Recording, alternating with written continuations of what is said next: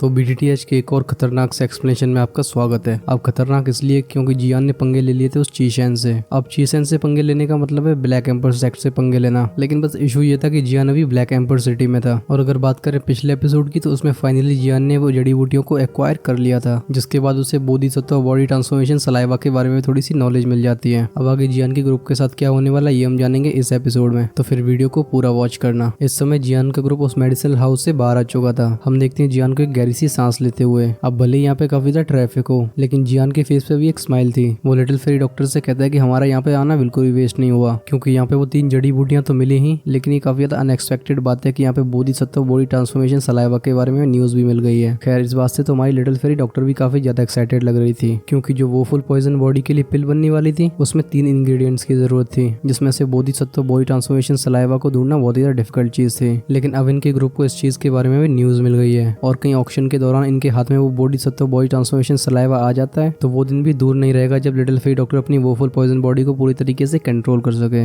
लेकिन वहां से जाने से पहले ओल्डियान ने जो बोला था उसके बारे में सोच के लिटिल फेरी डॉक्टर की स्माइल थोड़ी सी स्टिफ हो जाती है। वो कहती है कि इस ऑक्शन से इस बोधिसत्व बॉडी ट्रांसफॉर्मेशन सलाइवा को एक्वायर करना बहुत ही डिफिकल्ट होने वाला है, क्योंकि भले ही बोधिसत्व बॉडी ट्रांसफॉर्मेशन सलाइवा के पीछे कई लोग ना पड़े हों, पर इशू यहाँ पे ये था कि ये सीधा सीधा बोधिसत्व हार्ट से रिलेटेड था, और इस वजह से लोग इसके पीछे बिल्कुल पागल हो रखे थे। और यही रीजन था इस ऑक्शन में कई सारे एक्सपर्ट्स के आने का। खैर लिटिल फेरी डॉक्टर की ये बात सुन के जियान भी हंसने लगता है। वो एक चीकी स्माइल के साथ कहता है कि पहले तो हम नॉर्मल तरीके से एक्वायर करने की कोशिश करेंगे, पर अगर फिर भी ये बोधिसत्व बॉडी ट्रांसफॉर्मेशन सलाइवा हमारे हाथों में नहीं आता है तो फिर हमें यहाँ भी कुछ शेडी मीन्स का यूज करना होगा। अब खैर जियान के लिए एक्सपीरियंस पहली बार तो था नहीं, क्योंकि जब जियान पहली बार ब्लैक कॉर्नर रीजन में आया था तब जियान के हाथों से ब्लड सेक्ट के जूनियर सेक्ट लीडर की मौत हो गई थी, और वहीं से जियान को प्योरीफाइंग डिमोनिक लोटस फ्लेम का फ्रेगमेंट मिला था। खैर किलिंग और स्नैचिंग यहाँ पे ब्लैक कॉर्नर रीजन में काफी ज्यादा कॉमन चीजें थी, और जियान को ये भी पता है कि यहाँ पे ब्लैक कॉर्नर रीजन में कई सारे ऐसे लोग होंगे जो सेम थॉट्स रखते हैं। इस वजह से भले ही बोधिसत्व बॉडी ट्रांसफॉर्मेशन सलाइवा को कोई इस ऑक्शन से खरीद ले, पर उसे सक्सेसफुली अपने कैंप तक ले जाना ये तो उसकी स्ट्रेंथ और एबिलिटी पे डिपेंड करेगा। जियान की ये बातें सुन के लिटिल फेरी डॉक्टर थोड़ा सा सरप्राइज हो जाती है। वहीं पे दूसरी तरफ हमारी जिया का फेस तो एकदम एक्साइटमेंट से भर गया था। लगता है जिया को ऐसी चीजों में काफी ज्यादा इंटरेस्ट है। जियान खास के अपने आप को करेक्ट करते हुए कहता है कि ऑफ कोर्स ये हमारी लास्ट टेक्निक होगी, लेकिन शुरुआत में तो हमें रूल्स को फॉलो ही करना पड़ेगा। चलो पहले हम कहीं रहने की जगह को ढूंढते हैं, क्योंकि सबसे पहले मुझे कुछ पिल्स को रिफाइन करना है, वरना इस ऑक्शन में तो बिड करने के लाले पड़ जाएंगे। क्योंकि जितना मैं जानता हूँ ये ब्लैक एम्बर सिटी का ऑक्शन उस बोधिसत्व बॉडी ट्रांसफॉर्मेशन सलाइवा को पक्का गोल्ड कॉइंस में तो एक्सचेंज नहीं करने वाला, बल्कि वो किसी और करेंसी का यूज करने वाले हैं, क्योंकि इस लेवल की चीज को गोल्ड कॉइन से बिल्कुल भी मेजर नहीं किया जा सकता। जियान के ये वर्ड सुन के लिटिल फेरी डॉक्टर भी हाँ बोल देती है। साथ ही में वो धीरे से जियान से थैंक यू भी बोलती है, क्योंकि वो जानती थी कि उसकी वो फुल पॉइजन बॉडी के लिए जियान काफी ज्यादा एफर्ट लगा रहा है, और जियान के इस निस्वार्थ भाव को देख के लिटिल फेरी डॉक्टर काफी ज्यादा ग्रेटिट्यूड फील कर रही थी। लेकिन इस पगली को ये कैसे पता था कि हमारा जियान एक नंबर का ठरकी है। लिटिल फेरी डॉक्टर के इतने क्यूट से एक्सप्रेशन को देख के जियान पहले तो थोड़ा सा स्टंड रह गया था। वो कहता है तुम मेरे साथ इतनी ज्यादा फॉर्मली क्यों पेश आ रही हो, क्योंकि मैंने तुमसे एक बार बोला है तुम्हारी पॉइजन बॉडी को मैं कंट्रोल करवाने में पूरी कोशिश करूंगा, तो मैं अपनी बात से पीछे कैसे हट सकता हूँ। जियान की ये बात सुन के लिटिल फेरी डॉक्टर और भी ज्यादा इमोशनल हो जाती है। लेकिन खैर अब वो थैंक यू और ज्यादा बोलने वाली नहीं थी। वो कहती कि मैं तुम्हारी इस फेवर को हमेशा याद रखूंगी, और फ्यूचर में अगर मुझे मौका मिलता है तो इसे मैं जरूर रिपेयर करूंगी। खैर इतने सारे इमोशंस को सप्रेस करने के बाद उसके फेस पे वापस से एक स्माइल आ गई थी। वो चारों तरफ देखती हुई कहती है कि अभी हमें कहाँ पे चलना चाहिए। जियान कहता है चलो इनके एक बार सो कॉल्ड ब्लैक पवेलियन को देखा जाए, क्योंकि अभी ब्लैक एम्बर सिटी काफी ज्यादा डेंजरस लोगों से भरी हुई है, और इस रीजन की वजह से हमें सबसे पहले एक सेफ प्लेस को ढूंढना होगा, क्योंकि उसी के बाद में अपनी रिफाइनमेंट को शुरू करूंगा। ये सुन के लिटिल फेरी डॉक्टर थोड़ी सी हेजिटेट करने लगती है। वो कहती है हम अभी ब्लैक एम्पर पवेलियन में जा रहे हैं, क्योंकि वो बुड्ढा भी ब्लैक एम्पर सेक्ट से था। क्या हमारा अभी वहाँ पे जाना मुसीबत को बुलावा देना नहीं होगा? ये सुन के जियान कहता है तुम्हें इस बारे में चिंता करने की जरूरत नहीं है, क्योंकि इतनी छोटी सी बात पे ब्लैक एम्पर सेक्ट का लीडर हमसे फाइट करने को तो आएगा नहीं, और फिर हमारी स्ट्रेंथ के हिसाब से बात करी जाए तो इन छोटे मोटे चमचों को तो मैं अपनी आंखों के नीचे नहीं डालता हूँ। जियान की बात सुन के लिटिल फेरी डॉक्टर भी मान जाती है, क्योंकि वो भी ब्लैक एम्पर सेक्ट से बिल्कुल भी नहीं डरती थी। वो बस जियान को थोड़ा सा यहाँ पे रिमाइंडर देने की कोशिश कर रही थी, क्योंकि एक जेन्युइन दोजोंग होने की वजह से वो इस दुई की कॉन्टिनेंट में कहीं भी अकेले ट्रैवल कर सकती है, और स्पेशली ये ब्लैक एम्पर सेक्ट तो कोई ऐसी चीज थी नहीं जिससे उसे डर लगे। तभी हम जानते हैं ब्लैक एम्पर पवेलियन की थोड़ी सी डिटेल्स। ब्लैक एम्पर सेक्ट ने इस पवेलियन को उन लोगों के लिए बनाया था जो ब्लैक कॉर्नर रीजन में काफी ज्यादा फेमस हैं, क्योंकि यहाँ से बस उन्हीं लोगों को इन्विटेशन मिलता था जो अपने फैक्शंस के हेड होते थे। इस समय हम ब्लैक एम्पर पवेलियन के 100 मीटर के अराउंड में कई गार्ड्स को पेट्रोल करते हुए देख सकते हैं, और अगर वहाँ पे कोई ऑर्डिनरी इंसान चला जाता है तो वहाँ से उसे तुरंत ही लात मार के बाहर निकाल दिया जाएगा। और जब तक जियान का ग्रुप इस ब्लैक एम्पर पवेलियन के पास पहुंचता है तब तक यहाँ पे ऑलरेडी काफी ज्यादा लोग इकट्ठे हो चुके थे, और जियान के परसेप्शन से उसे मालूम पड़ गया था कि यहाँ पे जो भी लोग इकट्ठे हुए हैं उनकी स्ट्रेंथ काफी ज्यादा हाई है। जियान इन लोगों को देख के कहता है कि सच में ये जगह अपना नाम डिजर्व करती है, क्योंकि यहाँ पे जो भी एंटर हो सकता है वो काफी ज्यादा एक्स्ट्राऑर्डिनरी है। क्योंकि इस समय जियान जेन्युइनली काफी ज्यादा सरप्राइज था, क्योंकि इस 100 मीटर के एरिया में उसने कई दो हुआंग और दो वांग एक्सपर्ट्स को सेंस किया था। ऑफ कोर्स इसमें मैक्सिमम लोग उससे वीक थे और इससे जियान समझ गया था कि अपने अपने फैक्शन लीडर्स के सर्वेंट होंगे। इस ब्लैक एम्पर पवेलियन से थोड़ी दूर पे एक गार्ड वॉल थी। यहाँ पे हम एक ब्लू कलर की रोब पहने बूढ़े इंसान को खड़े हुए देख सकते हैं और इस बुड्ढे की पोजीशन ब्लैक एम्पर पवेलियन में काफी ज्यादा हाई लग रही थी, क्योंकि जब भी कोई भी एक्सपर्ट यहाँ पे अराइव होता था तो हम उस एक्सपर्ट को इसे अच्छे से ग्रीट करते हुए देखते हैं और जिसके बाद ही कोई इस ब्लैक एम्पर पवेलियन में एंटर करता था। खैर जियान भी इस ह्यूमन फ्लो को फॉलो करता है। जब जियान का ग्रुप एंटर करने वाला था तो वो ब्लू रोब्ड इंसान सामने एक स्माइल के साथ आ जाता है। वो एक स्माइल के साथ कहता है कि यहाँ पे ब्लैक एम्पर सेक्ट काफी ज्यादा वीआईपी लोगों को एंटरटेन करता है, तो क्या मैं आपके टैबलेट को देख सकता हूँ। इस समय जियान भी इस ओल्ड मैन को काफी ज्यादा ध्यान से देख रहा था। जियान ने डिस्कवर किया था कि ये भी एक दो हुआंग लेवल का एक्सपर्ट है और इंटरेस्टिंग चीज ये थी कि इसका लेवल अराउंड 6 to 7 स्टार्स पे होगा और इस टाइप की स्ट्रेंथ को ब्लैक कॉर्न रीजन में एक स्ट्रॉन्ग वॉरियर का दर्जा दिया जाएगा। इस वजह से जियान भी उस ओल्ड मैन की तरफ अपने दोनों हाथ कप कर लेता है। जब ओल्ड मैन उस टैबलेट को देखता है तो हम देखते हैं उसकी आंखें थोड़ी सी फ्लैश होते हुए और इस समय इसकी स्माइल और भी ज्यादा वाइड हो चुकी थी। वो जियान के ग्रुप को दोबारा देखने के बाद अपने आप को इंट्रोड्यूस करता है। वो कहता है मैं ब्लैक एम्पर सेक्ट का एक एल्डर हूँ और मेरा नाम चे चैंग है और मुझे आप तीनों काफी ज्यादा अनफेमिलियर लगते हो, तो क्या मैं आप तीनों के नाम जान सकता हूँ। ये बात सुन के जियान के फेस से भी एक स्माइल आ गई थी। वो कहता है मेरा नाम जियान है और मैं एक अननोन पर्सन हूँ। मुझे इस ब्लैक कॉर्नर रीजन में एंटर करे हुए कुछ ज्यादा टाइम हुआ नहीं है और जब मुझे मालूम पड़ा कि ब्लैक एम्पर सिटी में इतना बड़ा ऑक्शन होने वाला है तो आखिर मैं इस फन इवेंट को कैसे ज्वाइन नहीं करता। ये सुन के वो चे चैंग भी स्माइल करने लगता है। ऑफ कोर्स उसे जियान की इन बातों का बिल्कुल भरोसा नहीं था, क्योंकि कम से कम उसे ये तो पता ही था कि जियान की स्ट्रेंथ एक दो हुआंग लेवल पे है। लेकिन जब उस ओल्ड मैन का ध्यान जाता है लिटिल फेरी डॉक्टर पे तो वो शाओशियान की स्ट्रेंथ को बिल्कुल भी जज नहीं कर पा रहा था।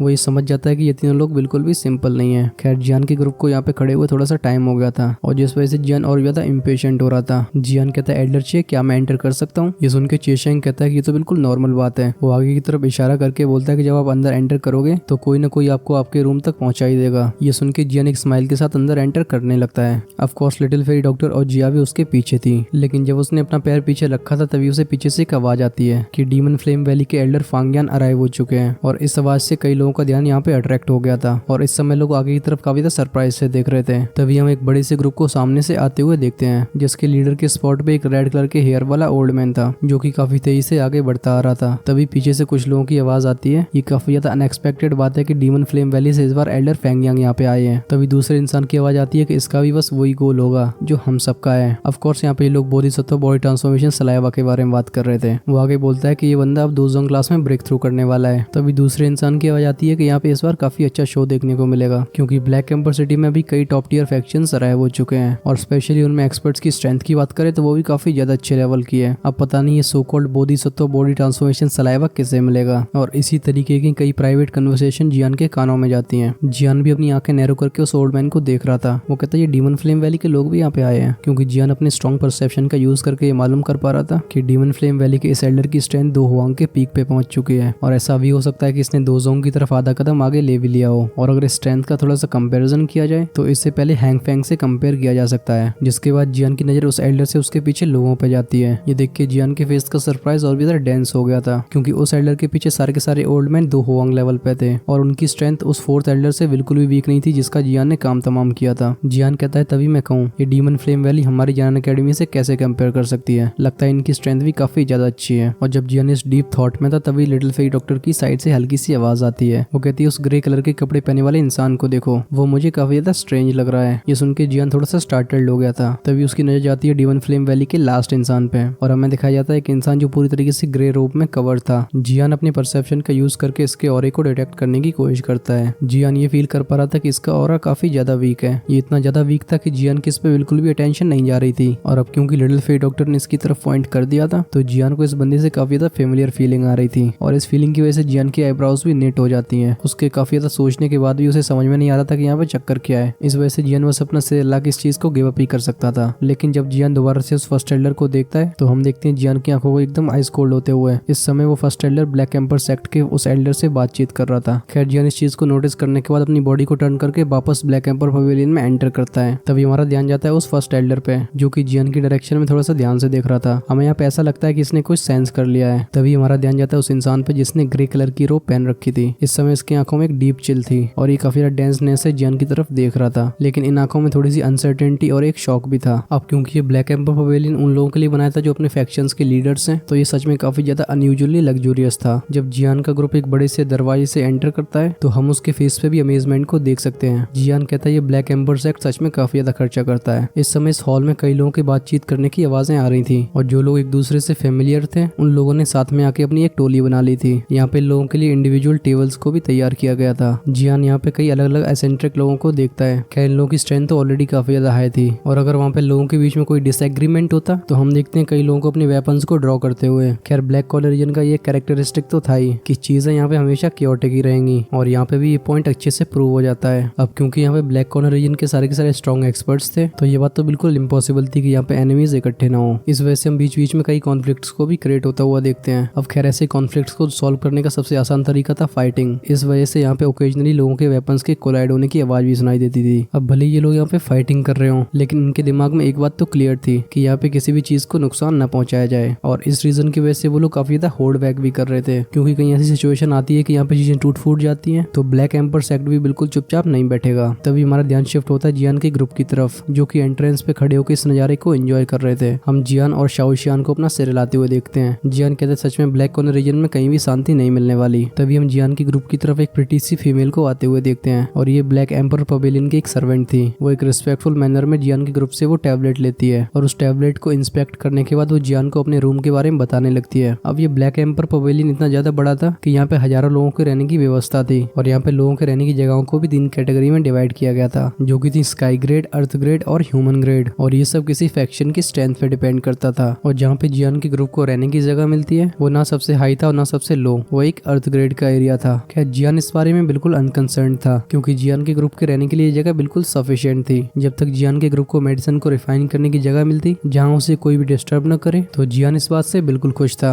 खैर जियान इतनी जल्दी अपने रूम में वापस नहीं जाना चाहता था, इस वजह से वो फीमेल के इन्विटेशन को रिजेक्ट कर देता है। जिसके बाद जियान, जिया और लिटिल फेरी डॉक्टर उस बड़े से हॉल की तरफ आगे बढ़ने लगते हैं और इस समय हमारी जिया तो काफी ज्यादा एक्साइटेड लग रही थी। हम देखते हैं तीनों लोगों को एक विंडो के पास जाते हुए जहाँ पे थोड़ा सा शोर शराबा कम था। इस विंडो से बाहर काफी हरी भरी सीनरी दिखाई दे रही थी और यहाँ से जो ठंडी हवा एंटर करती थी इस वजह से पीछे का नॉइज भी काफी ज्यादा कम हो गया था। ये तीनों वहाँ पे बैठे ही थे तभी हम एक और फीमेल सर्वेंट को आते हुए देखते हैं जो कि एक रिस्पेक्टफुल मैनर में उन तीनों को चाय को सर्व करती है। जियान कहते हैं सच में ब्लैक एम्पर सेक्ट ने यहाँ पे काफी ज्यादा एफर्ट पुट किया है और खैर इस बात से सारे के सारे फैक्शंस काफी ज्यादा खुश भी दिखाई दे रहे थे। इस समय जियान चेयर पे आराम से बैठा हुआ था लेकिन उसका दिमाग बिल्कुल भी शांत नहीं था क्योंकि जियान के दिमाग में बार बार वो ग्रे रोब्ड इंसान आया जा रहा था। अब क्योंकि उसकी पूरी बॉडी को ग्रे रोब ने कवर कर रखा था तो जियान को उसकी अपीयरेंस के बारे में कुछ मालूम नहीं पड़ता है लेकिन वो फेमिलियरिटी तब फील हुई थी जब जियान ने अपनी स्पिरिचुअल परसेप्शन का यूज किया था। तभी हमारा ध्यान जाता है लिटिल फेरी डॉक्टर पे जो कि जियान के एक्सप्रेशन को देख के समझ गई थी कि वो क्या सोच रहा है। वो कहती है कि उस बंदे का ऑरा काफी ज्यादा स्ट्रेंज था क्योंकि भले ही वो ऑरा काफी ज्यादा वीक लग रहा हो पर अगर कोई ध्यान से सेंस करे तो काफी ज्यादा अनयूजुअल फीलिंग दे रहा था और मैंने इस तरीके की फीलिंग कभी पहले फील नहीं करी है। इससे यहाँ पे एक बात तो क्लियर हो ही जाती है कि वो ग्रे रोब्ड इंसान बिल्कुल भी नॉर्मल नहीं है। ये सुन के जियान भी हाँ बोल देता है क्योंकि जियान को भी ये इंसान काफी ज्यादा अनयूजुअल लग रहा था। बस जियान को याद नहीं आ रहा था कि ऐसी फीलिंग उसे किससे आई है और स्पेशली जब जियान ने अपनी परसेप्शन का यूज किया था तो जियान को दूसरी पार्टी की स्ट्रेंथ के बारे में कतई पता नहीं लग रहा था। ये कुछ ऐसी फीलिंग थी जैसे किसी ने धुएं से सब कुछ कवर कर रखा हो। खैर अभी के लिए जियान अपने इन विचारों को थोड़ा सा सप्रेस करने लगता है। अब क्योंकि ये हॉल काफी ज्यादा नॉइजी था तो जियान भी लिटिल फेरी डॉक्टर से चैटिंग करना शुरू कर देता है। वो कहता है यहाँ पे कई एक्सपर्ट्स के मौजूद होने की वजह से हमें यहाँ पे काफी ज्यादा इन्फॉर्मेशन मिल सकती है। जिसके बाद वो दोनों लोगों की बातें काफी ज्यादा ध्यान से सुनने लगते हैं और इससे उन्हें काफी ज्यादा इन्फॉर्मेशन भी मिल जाती है जैसे कि यहाँ पे डीमन फ्लेम वैली के अलावा और भी ज्यादा ओल्ड फैक्शंस आए हुए हैं। इसमें से कुछ तो ऐसे हैं जो ब्लैक कॉर्नर रीजन के बाहर से आए हैं। यहाँ पे जियान को एक बहुत ही ज्यादा फैमिलियर फैक्शन के बारे में मालूम पड़ता है और वो था शाओगेट और इस नाम को दोबारा सुन के जियान थोड़ा सा स्टंड रह गया था। और जब जियान को ये मालूम पड़ता है कि उसका शाओगेट एक फर्स्ट रेट फैक्शन बन चुका है तो इस बात को सुन के जियान काफी ज्यादा अच्छा फील करता है क्योंकि फर्स्ट रेट फैक्शन बनने के बाद ही जियान का शाओगेट इस ऑक्शन में पार्टिसिपेट करने की क्वालिफिकेशन रख पाया था। जियान कहता है कि अगर शाओगेट इसमें पार्टिसिपेट कर रहा है तो शायद ये भी इस ब्लैक एम्बर सिटी में ही होंगे। खैर जियान का इमीडिएटली इन लोगों के बारे में सर्च करने का कोई प्लान नहीं था क्योंकि अभी ब्लैक एम्बर सिटी में काफी ज्यादा एक्सपर्ट्स इकट्ठे हुए हैं। अब भले ही शाओगेट काफी अच्छे से डेवलप हो रहा हो लेकिन अभी भी वो इतने एंशिएंट फैक्शन से कंपेयर नहीं कर सकता और इस वजह से इनके लिए लो प्रोफाइल रखना एक अच्छी बात है। खासकर जियान अगर हिडन रहता है तो जरूरत आने पे वो शाओगेट की मदद भी कर पाएगा। लेकिन फिर भी यहाँ पे सबसे ज्यादा जिस चीज के बारे में बात हो रही थी वो था बोधिसत्व बॉडी ट्रांसफॉर्मेशन सलाइवा। और अब ये बात क्लियर हो चुकी थी कि बॉडी ट्रांसफॉर्मेशन सलाइवा सबसे ज्यादा कीमती चीज होने वाली है क्योंकि जब भी लोग बोधिसत्व बॉडी ट्रांसफॉर्मेशन सलाइवा के बारे में बात करते थे तो जियान उनकी आंखों में एक हीट को सेंस कर पाता था। खैर यहाँ पे नेचुरली लोगों का टारगेट तो बोधिसत्व हार्ट था। अब यहाँ पे भले ही ये र्यूमर ही हो पर अगर बोधिसत्व हार्ट आर्ट को कंज्यूम करने से अगर कोई 2 रैंक पे पहुंच सकता है और उसकी कॉन्स्टिट्यूशन में इतनी खतरनाक इंप्रूवमेंट हो सकती है, तो लोग इसके लिए किसी भी हद तक जाने के लिए तैयार थे, क्योंकि जियान के फ्लेम मंत्र जैसी चीज हर किसी के पास थी नहीं, जिससे वह हेवनली फ्लेम को रिफाइन करके अपनी कॉन्स्टिट्यूशन को और भी ज्यादा अच्छा करता रहे। जियान लिटिल फेरी डॉक्टर और जिया से कहता है कि लगता है हम बहुत ज्यादा मंदबुद्धि वाले लोग हैं, क्योंकि जिस चीज के लिए हम इतने भटकते रहे वो नॉलेज तो यहाँ पे बहुत ही आसानी से अवेलेबल है, क्योंकि इस बोधिसत्व बॉडी ट्रांसफॉर्मेशन सलाइवा की न्यूज के बारे में जानने के लिए इन लोगों ने अपना आधे साल से ज्यादा इस्तेमाल कर दिया था। लेकिन यहाँ पे आके ये बात तो बिल्कुल आलू प्याज की तरह हो गई है। ये सुन के लिटिल फेरी डॉक्टर भी स्माइल करने लगती है। वो कहती है कि अभी ऑक्शन के स्टार्ट होने के 3 दिन रह गए हैं और जब तक ये शुरू होगा तब तक और भी ज्यादा फैक्शंस यहाँ पे आके इकट्ठे हो जाएंगे, और इस रीजन की वजह से ब्लैक कॉर्नर रीजन को चुयन एम्पायर या जामा एम्पायर से बिल्कुल कंपेयर नहीं किया जा सकता, क्योंकि यहाँ पे सच में एक्सपर्ट्स काफी ज्यादा हैं। अब इस बात को तो जियान भी समझ चुका था, क्योंकि ब्लैक कॉर्नर रीजन दुकी कॉन्टिनेंट के मिडिल रीजन से काफी ज्यादा क्लोज है, और इस रीजन की वजह से कई चुराए हुए आइटम्स यहाँ पे आ जाते हैं जिन्हें ऐसे बड़े ऑक्शंस में बेच दिया जाता है। अब जब इतनी खतरनाक चीजों को ये लोग एक्सचेंज कर सकते हैं तो यहाँ पे ये बात तो क्लियर हो जाती है कि इनमें और जामा एम्पायर और चुयन एम्पायर में बहुत फर्क है। जियान कहता है चलो चलते हैं, यहाँ पे हम ऑलरेडी काफी ज्यादा टाइम वेस्ट कर चुके हैं, क्योंकि कल से मैं मेडिसिनल पिल्स की रिफाइनमेंट करना शुरू करने वाला हूँ, वरना ऑक्शन के दौरान हमें कम्पीट करने में बहुत ज्यादा परेशानी का सामना करना पड़ेगा। जियान विंडो से बाहर जाके एक बार वेदर को चेक करता है। यार जियान की बात सुन के लिटिल फेरी डॉक्टर भी हाँ बोल देती है, और जब वो तीनों खड़े होकर वहाँ से जाने ही वाले थे तभी अचानक से माहौल काफी ज्यादा क्योटिक हो गया था। हम देखते हैं एक बड़ी से ग्रुप को जियान की तरफ आगे बढ़ते हुए, और जब जियान इन लोगों की बॉडी पे वुल्फ टैटू को देखता है तो उसका एक्सप्रेशन भी काफी ज्यादा सीरियस हो गया था। जियान को याद आते हैं वो लोग जिनका काम तमाम जियान ने एंट्रेंस के पास कर दिया था। लिटिल फेरी डॉक्टर कहती है लगता है हमें थोड़ी सी परेशानी होने वाली है। ये सुन के जियान भी नॉड कर देता है, क्योंकि ये बात तो क्लियर थी कि सामने वाली पार्टी इन लोगों के पास ही आ रही है। अब क्योंकि परेशानी अपने आप ही आ ही गई है तो हम देखते हैं जियान को वापस से चेयर पे बैठते हुए, और इस समय उसकी आंखों में वो कामनेस वापस लौट चुकी थी। इस समय इस ब्लैक एम्पर पवेलियन में कई सारे एक्सपर्ट्स थे, और यहाँ पे ज्यादा लो प्रोफाइल रखना भी कोई अच्छी बात नहीं है। अब खैर जियान के ग्रुप के लिए काफी ज्यादा फायदे वाली बात थी कि सामने वाला ग्रुप अपने आप ही यहाँ पे आ गया था। अब खैर इस ग्रुप के ऑरे ने कई लोगों का ध्यान को अट्रैक्ट कर लिया था। इन लोगों को देख के कुछ लोगों के फेस पे तो सरप्राइज वाला एक्सप्रेशन आ गया था। तभी कोई कहता है कि ये काफी ज्यादा अनएक्सपेक्टेड बात है कि कुइशा का ग्रुप भी यहाँ पे आया है, और मैंने सुना इन लोगों ने एक 1 स्टार 2 हुआंग एक्सपर्ट को मार दिया था। तभी दूसरा बंदा कहता है कि कोई वुल्फ गैंग काफी ज्यादा रूथलेस है। अब मुझे पता नहीं कि इस लड़के ने इन्हें कैसे ऑफेंड कर दिया, लेकिन इसके लिए आज ये बड़ी मुसीबत खड़ी होने वाली है। तभी हमें सुनाई देती है एक बैंक की आवाज। हम देखते हैं एक बड़ी सी लाश से सामने की टेबल को डिस्ट्रॉय होते हुए, जहाँ पे जियान के तीनों का ग्रुप बैठा हुआ था। हम देखते हैं कि मिडिल एज मैन को, जिसके फेस पे कई सारे स्कार्स थे,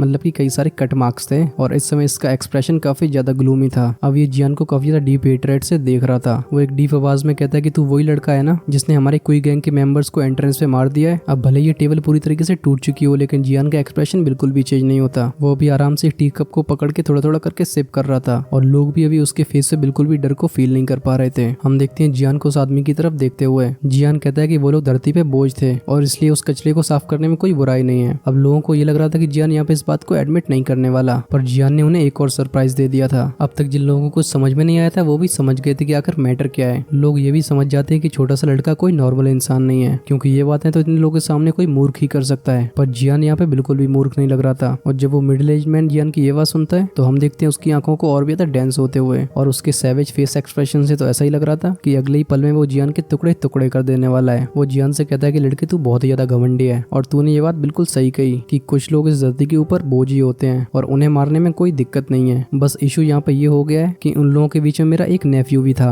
अब तू मुझे बता कि इस मैटर को कैसे सॉल्व किया जाए। ये बात सुन के जियान अपनी आईब्राउज को रेज करता है। वो टी की एक सिप लेने के बाद कहता है कि अगर मुझे पहले से पता होता तो शायद तब भी मैं सेम ही काम करता। जियान की ये बात सुन के तो लोगों में एकदम अप्रोर फैल गया था। वहीं पे सामने वाले मिडिल एज मैन का एक्सप्रेशन काफी ज्यादा ग्लूमी हो गया था, और अब उसका गुस्सा इतना ज्यादा बढ़ चुका था कि अब वो पूरी तरीके से काम हो जाता है, क्योंकि उस बंदे को ये बिल्कुल भी नहीं पता था कि जियान के पीछे कोई बड़ा फैक्शन है या फिर जियान एक भयानक स्ट्रेंथ को पोजेस करता है। वो अपने किलिंग इंटेंट को सप्रेस करके जियान से कहता है, गैंग लीडर कुइशा फ्रॉम कोई वुल्फ गैंग, अब अगर तू अपने फैक्शन के बारे में मुझे बता देता है जिससे मैं डर जाऊं तो मैं इस नुकसान को झेलने के लिए भी तैयार हूँ। इसका जवाब तो हमारा जियान एकदम बड़ी सी स्माइल के साथ करता है। वो कहता है तू थोड़ा सा चिल कर, यहाँ पे बस हम 3 लोग हैं और हमारे पीछे कोई भी नहीं है। और जियान की इस आवाज के बाद ही हॉल में कई लोग हंसने लगते हैं। वहीं पे कुइशा की फेस मसल्स ट्विच करने लगी थी, और साथ ही साथ उसका किलिंग इंटेंट भी अब राइज होने लगता है। हम देखते हैं उसकी बॉडी को आगे तरफ मूव करते हुए, हम देखते हैं उसकी किक को रेडी होते हुए, जो कि बहुत ही भयानक स्पीड से जियान की तरफ आगे बढ़ने लगती है। अब यहाँ पे कुइशा को मीट ग्राइंडर के नाम से भी लोग जानते थे, क्योंकि कुइशा काफी ज्यादा विशियस था और वो जब चाहे लोगों के ऊपर अटैक कर देता था। वहीं पे कुइशा के इस अटैक को आते हुए देख जियान का एक्सप्रेशन बिल्कुल भी चेंज नहीं होता। जियान बस जेंटली अपने हाथ को उसकी लेग से कोलाइड कर देता है, और हमें सुनाई देता है एक बूम साउंड, जिससे आसपास की टेबल फेबल सब दूर उड़ जाती हैं। जब वो हैंड और लेग सेपरेट होते हैं तो जियान अपनी जगह से बिल्कुल भी मूव नहीं हुआ था। बस जियान जिस चेयर के ऊपर बैठा हुआ था वो बस पाउडर में बदल चुकी थी। वहीं पे दूसरी तरफ कोइशा कई कदम पीछे लेता है और इस एक्सचेंज के बाद इन दोनों की स्ट्रेंथ सबके सामने बिल्कुल क्लियर थी और इस छोटे से एक्सचेंज में जियान की स्ट्रेंथ भी रिवील हो चुकी थी।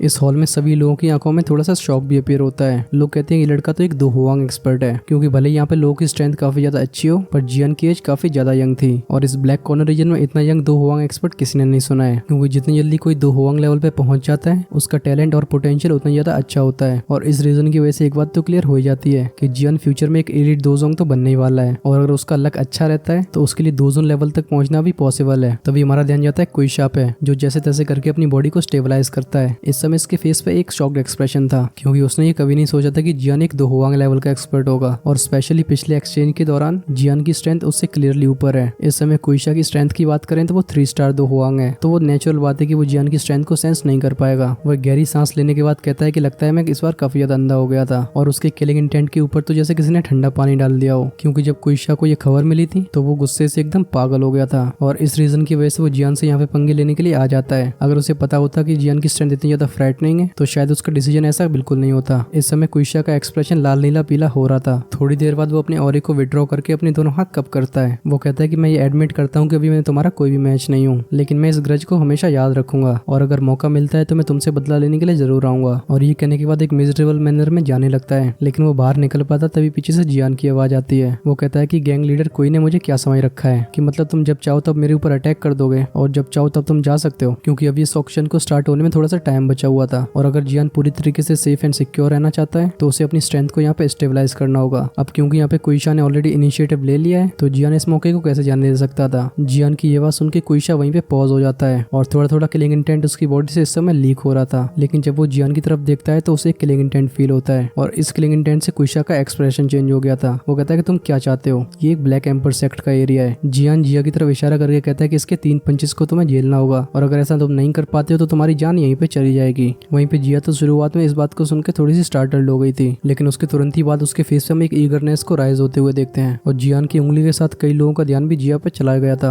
और इस समय लोगों के एक्सप्रेशन बड़े अजीब अजीब थे। लोग सोच रहे थे ये बंदा बिल्कुल पागल फागल हो गया है क्या, क्योंकि हमारी जिया तो बिल्कुल एक जेड डॉल जैसी लग रही थी। सिमिलरली कोइशा भी एकदम स्टंड रह गया था, लेकिन इतनी छोटी सी बच्ची को देख के उसे और ज्यादा गुस्सा आने लगता है। वो हंस के कहता है कि मैं तुमसे 3 पंचेस को रिसीव करूंगा। इस छोटी सी लड़की के बारे में बात करने की जरूरत नहीं है, क्योंकि अगर मेरे हाथ से कुछ गड़बड़ी हो जाती है तो मेरे ऊपर इल्जाम लग जाएंगे। अब खैर कोइशा की ये बात जियान पूरी तरीके से इग्नोर कर देता है। वो जिया से कहता है कि बिल्कुल भी होल्ड बैक करने की जरूरत नहीं है। वहीं पे हमारी जिया एकदम भयानक तरीके से हाँ बोल देती है। वो जब अपनी दोनों फिंगर्स को कर्ल करती है तो हम वहाँ से क्रैकलिंग साउंड को आते हुए देख सकते हैं, जिसके बाद वो कोइशा की तरफ छोटे छोटे स्टेप्स लेने लगती है। अब जियान उसकी बात सुन ही रहा है, इस वजह से कोइशा और भी ज्यादा गुस्सा हो जाता है। वो कहता है कि इसमें तुम्हारी पूरी गलती है, क्योंकि मुझे छोटे और बड़ों में कोई भी फर्क करना आता नहीं है और अगर इस लड़की को कुछ भी हो जाता है तो इसके रिस्पॉन्सिबल तुम होगे। और जब तक कोइशा की ये बात खत्म होती है तब तक हमारी जिया इसके सामने अराइव हो चुकी थी और इस समय वो अपनी चमकती हुई आंखों से अपने से 3 टाइम्स बड़े इस इंसान को देख रही थी। खैर अब उसकी पेशेंस भी खत्म हो चुकी थी। हम देखते हैं जिया को अपने पंच रेडी करके तुरंत ही शूट होते हुए और इस पंच की फोर्स इतनी ज्यादा खतरनाक थी कि इससे एक एयर एक्सप्लोजन क्रिएट होता है और जब ये सोनिक बूम की आवाज कोइशा के कान में जाती है तो उसका एक्सप्रेशन भी अचानक से चेंज हो गया था। हम देखते हैं उसे अपनी पूरी ताकत से दुईकी को सर्कुलेट करते हुए। उसने अपनी दुईकी को जैसे तैसे सर्कुलेट किया ही था तभी जिया उसके सामने अराइव हो जाती है और हमें सुनाई देता है एक गरग वाला साउंड। इस समय कोइशा की पूरी दुईकी स्कैटर हो चुकी थी, जिसके बाद जिया की वो छोटी सी फिस्ट उसके चेस्ट में जा लगती है और इस पंच का फोर्स इतना ज्यादा खतरनाक था कि वो कोइशा अपने मुंह से काफी ज्यादा अमाउंट में ब्लड को दूर फेंक रहा था, मतलब कि बोलो जबा केसरी ऐसी उसकी हालत थी। कोइशा का ये ब्लड तुरंत ही फॉग में ट्रांसफॉर्म हो गया था। वहीं पे कोइशा एक सैंडबैग की तरह पीछे उड़ते हुए दिखाई देता है और जो भी चेयर्स और टेबल उसके बीच में आती है वो तुरंत ही एक पाउडर में टर्न हो जाती थी। वो करीब 10 मीटर से ज्यादा दूर जाके एक पिलर में जा टकराता है और इस कोलिजन से ये पूरा हॉल एक समय के लिए हिल गया था, पर लोगों की पूरी नजरें बस जिया के ऊपर टिकी हुई थी। वहीं पे कोइशा के मुंह से लगातार खून बह रहा था। लोगों ने ये कभी नहीं सोचा था कि इतनी छोटी सी लड़की इतनी खतरनाक स्ट्रेंथ को हाइड करेगी। जिसके बाद लोगों की नजरें जाती हैं जियान पे। अभी जियान के फेस पे तो एक स्माइल थी और इस स्माइल को देख के लोगों को जियान और ज्यादा मिस्टीरियस लगने लगता है और अब जब भी लोग जियान की तरफ देख रहे थे तो अब उनके दिल में एक डेंजर का साइन शो होने लगा था। कुछ लोग कहते हैं सच में यहाँ पे किसी को अपीयरेंस से जज नहीं किया जा सकता, लेकिन हमारी जिया तो एक पंच के बाद रुकने वाली नहीं थी, क्योंकि हम देखते हैं उसे कैनन बॉल की तरह दोबारा शूट होते हुए, जो कि काफी ज्यादा भयानक तरीके से कोइशा की तरफ आगे बढ़ रही थी। और इस फिस्ट को दोबारा अपनी तरफ आते हुए देख इंजर्ड कोइशा बहुत ज्यादा खौफ में जा चुका था। वो चिल्लाता यंग मास्टर बो मुझे बचाओ, और जब उसने ये कही पाया था तभी हमारी जिया उसके सामने अपीयर हो जाती है। पर जब उसका पंच दोबारा टकराने ही वाला था तभी हम इस हॉल में क्लियर आवाज को सुनते हैं और ये आवाज थी एक आदमी की। वो कहता है कि ये यंग लेडी इतनी ज्यादा विशियस क्यों है, क्या तुम्हें पता नहीं है कि हमारी ब्लैक एम्पर